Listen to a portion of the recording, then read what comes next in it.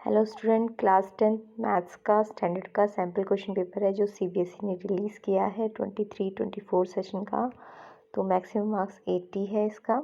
तो इसका सेक्शन नहीं करने जा रहे हैं, तो देखिए इसकी सॉल्यूशंस कैसे करने हैं एंड कंप्लीट सॉल्यूशन आपको डिस्क्रिप्शन में लिंक में मिल जाएगा, बेसिक का भी और स्टैंडर्ड का भी। तो वहाँ जाके आप चेक कर लेना। चलिए स्टार्ट करते हैं सेक्शन ई। तो सेक्शन ई का फर्स्ट क्वेश्चन देखिए क्या है। If two positive integer a and b are written as a given x3y square and b given है xy cube, और आपको बोला है कि xy प्राइम नंबर्स है, यानी a जो है प्राइम फैक्टर है x और y का, x की पावर 3 y स्क्वायर है एंड b xy3 है, xy आपके प्राइम नंबर है। और क्वेश्चन में कंडीशन क्या दी है, result obtain by dividing the product of positive integers by LCM A B is. तो आपको क्या करना है, जो भी पॉजिटिव इंटीजर है आपके पास ए एंड बी, इनका प्रोडक्ट करना है और उसको एलसीएम से डिवाइड करना है। ठीक है, तो वो आंसर क्या आएगा। तो चलिए स्टार्ट करते हैं। तो क्वेश्चन नंबर 1, आपको ए गिवन है x3y square and be given है आपका xy क्यूब। अब यहाँ पे आपको क्या बोला है, ए और बी का प्रोडक्ट को अगर हम एलसीएम से डिवाइड करें ए और बी के, तो आपको जो मिलेगा वो आंसर क्या होगा। तो एक्चुअल में आपने एक फॉर्मूला पढ़ा होगा, HCF इंटू एलसीएम ए इंटू बी होता है। तो ये जो ए इंटू बी अपॉन एलसीएम होगा वो एक्चुअल में क्या होगा, HCF ही तो होगा इन ए और बी का, है ना। तो HCF निकालना है इनडायरेक्ट वे में आपको।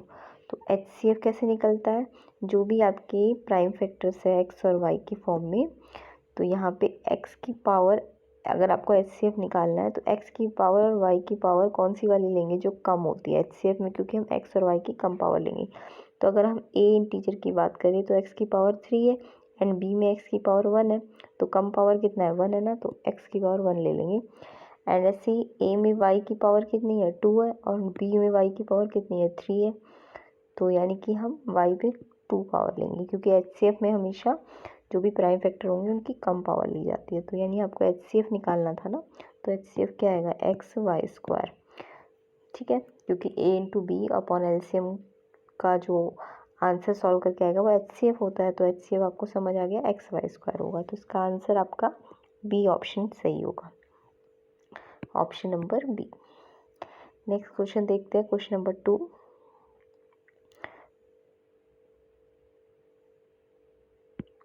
तो क्वेश्चन नंबर 2 में आपको एक ग्राफ गिवन है, आपको बोला है ये लीनियर पॉलिनोमियल है, y equal to f x क्या है, एक लीनियर पॉलिनोमियल है। अब यहाँ पे अगर ये ग्राफ में लीनियर ये लाइन दिख भी रही है हमें, ये x एक्सिस को देखो, एफ एक्स एक्स का x एक्सिस को देखना है आपको, क्योंकि एफ एक्स दिया हुआ है। तो x एक्सिस पे यहाँ पे आपको दिख रहा है कि ये x एक्सिस होता है ना, और ये y एक्सिस होता है ये वाला। तो x एक्सिस पे एक्चुअल में ग्राफ यहाँ पे काट रहा है ना, इस पॉइंट पे। तो यानी कि इन्होंने पूछा कितने ज़ीरो है, तो लीनियर है तो हमें पता है लीनियर के ज़ीरो तो 1 ही होते हैं, और एक ही एक्स एक्सिस पे ये कितने कहाँ पे काट रहा है, एक ही पॉइंट पे तो काट रहा है। तो यानी इसके ज़ीरो कितने हैं, 1 ज़ीरो है। कितना ज़ीरो है, 1।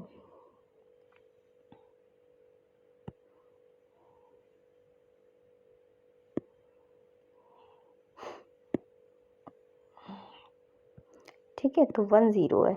और अगर ज़ीरो पूछ लिया, इसका ज़ीरो का नाम बताओ, तो ज़ीरो आपको दिख रहा होगा किस पॉइंट पे काट रहा है ये एक्स को, 3 पे ना, एक्स के 3 पे। तो इसका जो ज़ीरो है वो 3 है। तो अगर ज़ीरो के नंबर पूछिए तो 1 है, बट ज़ीरो पूछा है कौन सा है, तो किस नंबर पे काट रहा है, 3 पे। तो यानी 1 ज़ीरो है, और उस ज़ीरो का नाम वो ज़ीरो है कौन सा, 3। तो इसमें से ऑप्शन नंबर जो बी है आपका 1 ज़ीरो एंड 0 इज़ 3, यानी बी ऑप्शन आपका करेक्ट होगा। नेक्स्ट क्वेश्चन देखते हैं, क्वेश्चन नंबर 3। तो क्वेश्चन नंबर 3 आपको दिख रहा है ग्राफ में लाइंस कैसी जा रही है, पैरेलल जा रही है ना। ये दोनों लाइंस कैसी जा रही है, पैरेलल जा रही है, फर्स्ट लाइन और सेकंड लाइन, लाइन L1 और L2। तो हमें वैसे भी कंडीशन दे दी है नॉन इंटरसेक्टिंग है क्वेश्चन नंबर 3 में, given pair of linear equation non intersecting. Non intersecting का ना तो ये नॉन इंटरसेक्टिंग मतलब ये इंटरसेक्टिंग भी नहीं और कोइंसिडेंट भी नहीं है, क्योंकि इंटरसेक्टिंग होती तो ये एक पॉइंट पे कहीं पे काट के जाती, और कोइंसिडेंट होती तो ये एक लाइन के ऊपर दूसरी लाइन आती, यानी वो हर पॉइंट पे काट के जाती है। कोइंसिडेंट का मतलब जब हर एक पॉइंट पे लाइन काट के जाए। तो ये नॉन इंटरसेक्टिंग है, इट मीन्स क्या कहना चाह रहे हैं, लाइंस पैरेलल है। नॉन इंटरसेक्टिंग लाइन का मतलब पैरेलल, और वो हमें शो भी हो रहा है कि लाइंस कैसे पैरेलल है। तो पैरेलल लाइन के लिए कंडीशन आपको पता होनी चाहिए, A1/A2 इक्वल होता है B1/B2 बट नॉट इक्वल होता है C1/C2। ठीक है, इंटरसेक्टिंग होती तो A1/A2 not equal to B1/B2 होता, और कोइंसिडेंट होती तो ये सारे रेशो इक्वल हो जाते, A1/A2 बराबर B1/B2 equal to C1/C2। But अभी क्योंकि पैरेलल है तो ये वाला, यानी कि कौन सा ऑप्शन आपका करेक्ट होगा, option number B. Next question देख लेते हैं। Question number 4, write the nature of root of the quadratic equation. आपको क्वाड्रेटिक इक्वेशन गिवन है 9x² minus 6x minus 2 equals to 0। Question number आपका है 4। तो यहाँ पे आपको नेचर ऑफ रूट पूछा है, तो नेचर ऑफ रूट निकालने के लिए आप डिस्क्रिमिनेट निकालोगे। डिस्क्रिमिनेट होता है b² माइनस 4ac। अब देखो ABC आप इस क्वाड्रेटिक इक्वेशन में से निकालोगे, ये a है 9, b माइनस 6 है आपका, और c कितना है -2। तो b की जगह -6 रख दोगे, स्क्वायर माइनस 4, a के प्लेस में 9 रख दोगे 9, और c के प्लेस में आप -2 रखोगे। अब ये डिस्क्रिमिनेट निकालो, 6 का स्क्वायर करोगे 36, और -2 बार है तो प्लस हो जाएगा। 4 9 जा 36, 2 जा कितना होता है 72, 4 9 जा 36 और 2 से मल्टीप्लाई कर दो 72, और 2 माइनस के ना मल्टीप्लाई में इधर भी माइनस है और इस साइड भी माइनस, तो ये प्लस हो जाएगा। तो देखो डिस्क्रिमिनेट हमने निकाला तो ये आया हमारा 108, यानी डिस्क्रिमिनेट हमारा कैसा आ रहा है, पॉजिटिव आ रहा है। जब भी डिस्क्रिमिनेट पॉजिटिव आए तो हमारे क्या होते हैं, टू डिस्टिंक्ट रियल रूट्स होते हैं। कैसे होते हैं, टू डिस्टिंक्ट रियल रूट्स, मतलब रियल भी होते हैं और टू डिफरेंट रूट होते हैं। अगर ये d 0 आ जाता तो हम बोलते two equal root, but d क्योंकि पॉजिटिव आया है तो टू रूट तो है रियल बट डिस्टिंक्ट है, अलग अलग है। तो यानी इसका आंसर सी ऑप्शन होगा, क्वेश्चन नंबर 4 का आंसर। नेक्स्ट क्वेश्चन देख लेते हैं। Question number 5, 2 APs have same common difference. 2 AP है जिसके कॉमन डिफरेंस सेम है। मान लो एक AP का कॉमन डिफरेंस A इसका फर्स्ट टर्म है और D इसका कॉमन डिफरेंस है, अगर मैं AP फर्स्ट की बात करूं, ठीक है। और AP सेकंड में एक मान लो इसका फर्स्ट टर्म है कैपिटल है और D डिफरेंस दोनों का सेम है, तो इसमें स्मॉल d लिया है तो इसमें भी स्मॉल d लो। ये हमारी AP2 है, ठीक है। तो AP1 में स्मॉल a तो फर्स्ट टर्म है और d डिफरेंस है, और AP2 में a तो सेम नहीं है ना first term, but difference same है, तो इसलिए यहाँ भी स्मॉल लिया और यहाँ भी स्मॉल लिया है। अब क्वेश्चन में बोला है फर्स्ट टर्म पहले वाले की -1 है, यानी ये वाला जो a है ये आपका -1 है, और ये सेकंड वाले का जो a है वो -8 है। आपको क्या बोला, डिफरेंस निकालो फोर्थ टर्म का। तो देखो फोर्थ टर्म यानी पहले वाली AP की फोर्थ टर्म और दूसरे वाली AP की फोर्थ टर्म का डिफरेंस निकालना है। तो a फोर्थ पहले वाले की फोर्थ टर्म कैसे निकालोगे, a + 3d, फॉर्मूला पता होना चाहिए AP का, a प्लस अगर 4 है तो 3d हो जाएगा, 5 होता तो 4d हो जाता, यानी जितना टर्म होगा उसमें d में एक कम आ जाएगा। तो ये फोर्थ टर्म का फॉर्मूला बन गया a + 3d। ऐसे ही दूसरी वाली AP का भी फोर्थ टर्म का फॉर्मूला लगाओ, a इसमें कैपिटल A है प्लस 3d, d तो इसका भी सेम ही है और यहाँ भी 4 है तो यहाँ 3 आ जाएगा। अब आप जब ब्रैकेट खोलोगे तो माइनस का साइन है तो अंदर के साइन चेंज हो जाएंगे, a माइनस का हो जाएगा और d भी माइनस का हो जाएगा, और आपका d से d कट जाएगा क्योंकि d तो दोनों में सेम ही है, 3d प्लस का और माइनस का है, बट ये a और a नहीं कटेंगे क्योंकि ये डिफरेंट है। तो पहले वाले का a आपको -1 गिवन है एंड दूसरे वाले का जो a गिवन है वो -8 गिवन है। तो यहाँ पे देखो माइनस तो फॉर्मूले का और एक अलग से माइनस है, तो -1 2 माइनस क्या हो जाएंगे +8, तो प्लस का 7 इसका आंसर होगा, यानी सी ऑप्शन आपका क्वेश्चन नंबर 5 का आंसर होगा। नेक्स्ट क्वेश्चन देख लेते हैं। क्वेश्चन नंबर 6 में आपको बोला है फाइंड करना रेशियो जिसमें आपको पॉइंट गिवन है लाइन के। देखो लाइन है, इसके पॉइंट दिए हुए आपको -2 3 और दूसरा पॉइंट दिया हुआ है आपको 0.56। ठीक है, अब यहाँ पे इस पॉइंट्स, इन लाइंस के पॉइंट को हमने ए और बी ले लिया, और इन्होंने कहा है कि एक पॉइंट है वो इस लाइन को एक रेशियो में बांट रहा है, तो ये वो पॉइंट पी ले लिया हमने, और वो पॉइंट पी एक्स एक्सिस पे है, तो एक्स एक्सिस पे कोई भी पॉइंट होगा तो उसका एक्स तो होगा बट वाई 0 होगा। ठीक है, अगर वाई एक्सिस बोलते तो 0 वाई हो जाता, तो पॉइंट एक्स एक्सिस पे तो एक्स पॉइंट एक्स होगा बट वाई 0 होगा उसका। तो ये पी पॉइंट ए बी को रेशियो में बांट रहा है, रेशियो मान लो k/1 है, जब निकालना होता है तो k/1 मान लेते हैं।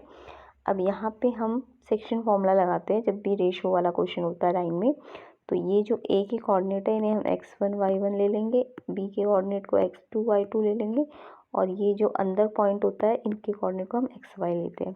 तो सेक्शन फॉर्मूला क्या होता है, ये जो भी x पॉइंट होता है ये निकालने के लिए हमें क्या करना होता है, जो भी रेशियो होता है, रेशियो को ना हम m और n मानते हैं, m/n। तो देखो x निकालने, ये जो x कोऑर्डिनेट है अंदर वाले पॉइंट का वो कैसे निकलता है, m को एक बार m रेशियो मतलब आगे वाला जो रेशियो है k और 1, m k है और n 1 है, तो m को हम पहले x2 से मल्टीप्लाई करेंगे और n को हम x1 से मल्टीप्लाई करेंगे और नीचे m+n लिखेंगे। सेम ऐसे y पॉइंट निकलेगा, y में m को y2 से मल्टीप्लाई करेंगे, फिर प्लस n को y1 से और अपॉन में m+n। अब क्योंकि यहाँ पे मुझे x पॉइंट तो x दिया हुआ है, यहाँ तो x ही रहेगा, बाकी सब वैल्यू रख देंगे हम, लेकिन x यहाँ दिया हुआ है x ही, तो यहाँ से k नहीं निकल पाएगा, हम रख देंगे, अगर m की जगह हम k रख दें, और x2 कितना है 5 है ना, 5k प्लस n कितना है 1 और x1 कितना है -2, तो -2 को 1 से मल्टीप्लाई करोगे और नीचे m+n क्या है k+1 है ना, m और n आपने रेशो माने k और 1, तो यहाँ से आप k नहीं निकाल पाओगे इस साइड से, तो यहाँ से y का जो पॉइंट अगर हम देखें तो ये 0 पॉइंट है y का पॉइंट, तो y को क्या रख देंगे 0, m कितना है k और y2 क्या है आपका 6 into k 6k plus n कितना है 1 और y1 कितना है 3, तो 3, ये माइनस का था 2 - 3 ये प्लस का, तो ये माइनस का है।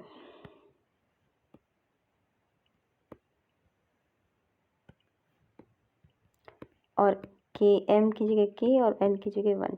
अब यहाँ से आप k को सॉल्व कर सकते हो क्योंकि ये 0, यहाँ y हमें पता है ना क्वेश्चन में 0 है, यहाँ तो x भी था और k भी था, दो जब वेरिएबल्स होते हैं तो हम सॉल्व नहीं कर पाएंगे, बट यहाँ पे सिर्फ k का वेरिएबल है इस साइड में है ना, तो आप यहाँ से सॉल्व कर लो, क्रॉस मल्टीप्लाई कर लो, तो ये तो 1 है, तो ये 0 से तो ये मल्टीप्लाई होगा k+1 तो 0 बन जाएगा, एंड 6k - 3 1 से मल्टीप्लाई होगा, जब क्रॉस करोगे तो 6k - 3 आ जाएगा और 6k आ जाएगा +3, और ये फिर k, ये जो 6 है डिवाइड में चला जाएगा 3/6, तो 3 को 6 से कैंसिल करोगे तो 3 1 3 2 जाए, यानी कि रेशियो आ जाएगा आपका 1/2, तो 1/2 आंसर होगा इसका, ऑप्शन नंबर ए करेक्ट होगा। नेक्स्ट क्वेश्चन देख लेते हैं, क्वेश्चन नंबर 7। क्वेश्चन नंबर 7 में क्या बोला है, x y is 5 unit from the origin. मान लो ये एक कार्टेशियन प्लेन है, ये ऑरिजिन होता है, ऑरिजिन मतलब 0 0, और एक पॉइंट है मान लो एक्स वाई, वो पॉइंट कहीं भी हो सकता है लेकिन वो ऑरिजिन से 5 यूनिट पे है, तो ऑरिजिन से 5 यूनिट तो यहाँ भी हो सकता है, ये पॉइंट है ना एक्स वाई पॉइंट, ऑरिजिन से 5 जरूरी तो ना इतना ही यही पॉइंट आएगा, ऑरिजिन से 5 तो यहाँ भी आ सकता है पॉइंट, ऑरिजिन से 5 तो यहाँ भी आ सकता है पॉइंट, यहाँ भी आ सकता है, यहाँ भी आ सकता है, 5 डिस्टेंस तो कहीं पे भी आ सकता है ना, यहाँ भी सब जगह पे आ सकता है, यानी कि आप देख रहे हो यहाँ से एक सर्कल जा सकता है इन सारे पॉइंट से, तो आपको पता है कि ऑरिजिन से एक सारे पॉइंट क्या बना रहे, एक सर्कल के पॉइंट बना रहे हैं, और सर्कल की तो बहुत सारी रेडियस हो सकती है ना, तो यानी कि बहुत सारे पॉइंट 5 यूनिट डिस्टेंस पे हो सकते हैं, तो infinitely many points 5 unit distance पे ऑरिजिन से हो सकते हैं, तो इसका आंसर होगा आपका option number D. Next question देख लेते हैं, क्वेश्चन नंबर 8। यहाँ पे आपको ये ट्राइंगल गिवन है, इस ट्राइंगल में ए बी ई डी और C D E A B के पैरेलल गिवन है, डी ई ए बी के पैरेलल गिवन है, तो यहाँ पे ए बी ए गिवन है, ए बी ए दिया हुआ है, डी ई एक्स दिया हुआ है, फिर बी ई यानी कि ये यहाँ से यहाँ तक ये आपको बी दिया है, और ई सी आपको यानी यहाँ से यहाँ तक ये सी दिया हुआ है। ठीक है, अब जब भी आपको ये पैरेलल दिया होता है ना, जब भी ट्राइंगल में पैरेलल लाइन दी होती है, ये लाइन इसके पैरेलल दी हुई है, ये वाली इसके पैरेलल, तो जब भी पैरेलल लाइन दी होती है ना, या तो हम बीपीटी यूज़ करते हैं, बेसिक प्रोपोर्शनल थ्योरम, या फिर हम सिमिलर ट्राइंगल थ्योरम यूज़ करते हैं, सिमिलर ट्राइंगल। ठीक है, अब सिमिलर ट्राइंगल हम कहाँ लगाते हैं, जब भी हम पैरेलल लाइन का यूज़ करते हैं। ठीक है, तो अभी हम पैरेलल लाइन का यूज़ कर रहे हैं ना, तो हम सिमिलर ट्राइंगल वाला फॉर्मूला लगाएंगे। जब भी पैरेलल लाइन दी हो, या तो बीपीटी लगती है या सिमिलर ट्राइंगल, तो हमें जब भी ये पैरेलल लाइन की मेजरमेंट दी हो तो हम सिमिलर ट्राइंगल थ्योरम लगाते हैं। तो सिमिलर ट्राइंगल थ्योरम में क्या होता है कि जब भी आपको पैरेलल लाइन दी हो ना, तो आपको पैरेलल लाइन में पता है ये एंगल इसके बराबर हो जाएगा, कॉरस्पॉन्डिंग एंगल है ना 1 2 के बराबर हो जाएगा, और 3 4 के बराबर हो जाएगा। तो ये जो छोटा ट्राइंगल है ई सी डी ये क्या हो जाएगा, सिमिलर हो जाएगा बड़ा ट्राइंगल के बी सी ए के। ठीक है, फिर इसका आप रेशो ले सकते हो। हमें कौन कौन सी साइडें यूज़ करनी है, एक तो पैरेलल लाइन यूज़ करनी है यानी डी ई और ए बी। तो अगर हम इसकी डी ई लेंगे, इस वाले की डी ई लेंगे, तो इसके डी ई के अपॉन में इसका बी ए आ जाएगा, है ना, क्योंकि ट्राइंगल जब सिमिलर होते हैं तो साइड्स के रेशो कॉरस्पॉन्डिंग इक्वल होते हैं। और कौन सी साइड लेनी है, हमें ई सी और बी ई दी हुई है ना क्वेश्चन में, तो हमें ये वाली साइड यूज़ करनी है। तो अगर हम ई सी साइड लेते हैं, इसकी ई सी साइड, तो देखो इसकी ई सी लोगे तो इसकी कॉरस्पॉन्डिंग ई सी के बी सी आएगी। ठीक है, डी ई तो हमें क्वेश्चन में दी हुई है एक्स, और ए बी हमें ए दी हुई है, और ई सी हमें सी दी हुई है, और बी सी हमें, बी सी देखो ये पूरी है यहाँ से लेके यहाँ तक, तो यानी बी प्लस सी है। अब आपको x निकालना है ना, तो x अगर निकालना है तो x यहीं रहेगा, ये a को यहाँ भेज दो c के पास, तो मल्टीप्लाई हो जाएगा ए सी अपॉन बी प्लस सी। तो x को हमें a और b और c की टर्म में लेके आना था। तो ऑप्शन में देखो क्वेश्चन नंबर 8 में b ऑप्शन आपका करेक्ट होगा। तो ऐसे करके हमें पैरेलल लाइन में सिमिलर ट्राइंगल थ्योरम लगानी थी। क्वेश्चन नंबर 9 देख लेते हैं। क्वेश्चन नंबर 9 में आपको एक सर्कल दिया है, सर्कल में ये टेंजेंट दी हुई है, टेंजेंट से ये पॉइंट ऑफ कांटेक्ट से रेडियस आई है ओ पे।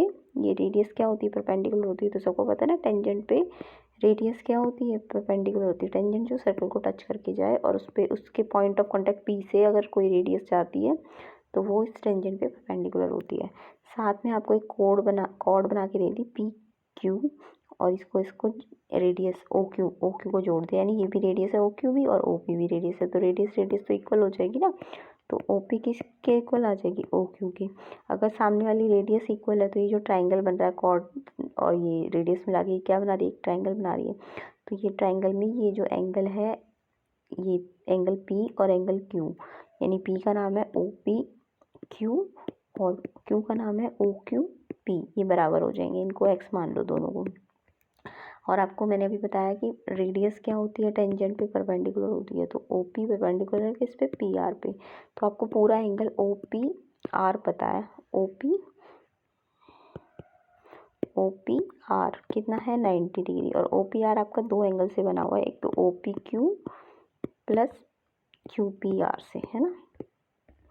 तो अगर ये आपका क्यू पी आर जो है इन्होंने दे रखा है, पी क्यू एंगल 50 बना रहा है इसके साथ, सेंटर के साथ, P Q make an angle 50 with tangent के साथ, ये वाला एंगल आपको 50 दिया हुआ है, यानी ये वाला एंगल 50 दिया हुआ है। तो आप ओ पी क्यू एंगल निकाल सकते हो 90 माइनस 50 करके, तो ओ पी क्यू आपका आ जाएगा, ओ पी क्यू 90 माइनस 50 यानी 40। अब आपको ओ पी क्यू नहीं निकालना क्वेश्चन में, ओ पी क्यू तो दिया हुआ, आपको सेंटर के साथ कितना एंगल है, ये वाला एंगल निकालना है। तो देखो इस एंगल को निकालने के लिए हम ये ट्राइंगल ले लेंगे ओ पी क्यू। तो ट्राइंगल ओ पी क्यू में आपको दिख रहा है ये एंगल दोनों बराबर थे ना एक्स एक्स, तो ये एक्स एक्स कितने आ गए 40, ये एंगल भी 40 आ गया और ये वाला एंगल भी 40 आ गया। तो यानी कि आप 40 + 40 यानी 80, और जो सेंटर पे एंगल है POQ वो कितना निकल के आ जाएगा 180 में से 40 को प्लस करके माइनस ले जाना। तो यानी कि नेक्स्ट लाइन में करोगे तो 180 में से आपका 80 माइनस हो जाएगा, यानी 100 आंसर आ जाएगा। तो 100 आंसर आपका ऑप्शन नंबर बी होगा। तो ट्राइंगल लेना, ट्राइंगल में बस प्रॉपर्टी लगानी है। नेक्स्ट क्वेश्चन देख लेते हैं। Question number 10। तो यहाँ पे आपको एक सर्कल बोला है और सर्कल पे एक क्वाड्रिलेटरल सर्कमस्क्राइब है,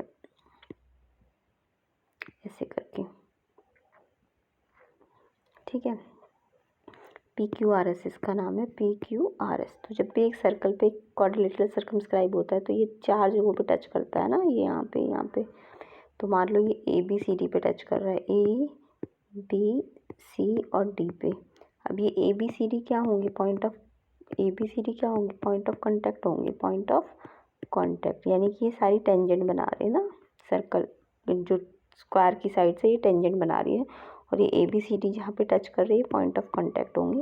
बाकी इसमें आपको डायरेक्ट, वैसे तो ये 1 मार्क्स का क्वेश्चन है तो आपको ये याद होना चाहिए कि क्वाड्रिलेटरल जो भी बनेगा PQRS सर्कल के बाहर, तो उसकी जो अपोजिट साइड्स होंगी, PQ के अपोजिट RS है, PQ और RS का सम किसके बराबर होगा, जो दूसरी अपोजिट साइड होंगी PS और QR, इनके सम की। ये इसको जब हम प्रूव करते हैं, NCERT का क्वेश्चन है, तो प्रूव करके हमारा ये आ जाता है, ये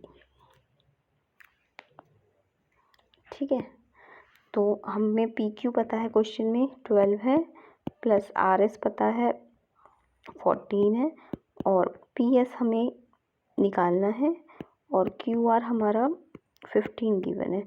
तो PS निकालने के लिए क्या करेंगे, पहले तो 12 और 14 को प्लस करेंगे 26, और 15 को माइनस कर देंगे, तो PS आपका आ जाएगा 11। तो 11 आपका ऑप्शन नंबर D है। तो इस तरीके से ये क्वेश्चन करना है। इसके 11 से 20 हम नेक्स्ट पार्ट में करेंगे। तो आई होप आपको ये क्वेश्चन समझ आए होंगे। तो वीडियो को शेयर ज़रूर करना, चैनल को सब्सक्राइब करना। इसका कंप्लीट सोल्यूशन आपको मिल जाएगा डिस्क्रिप्शन में, लिंक में देख लेना प्लेलिस्ट के साथ। तो वीडियो को लाइक ज़रूर करना।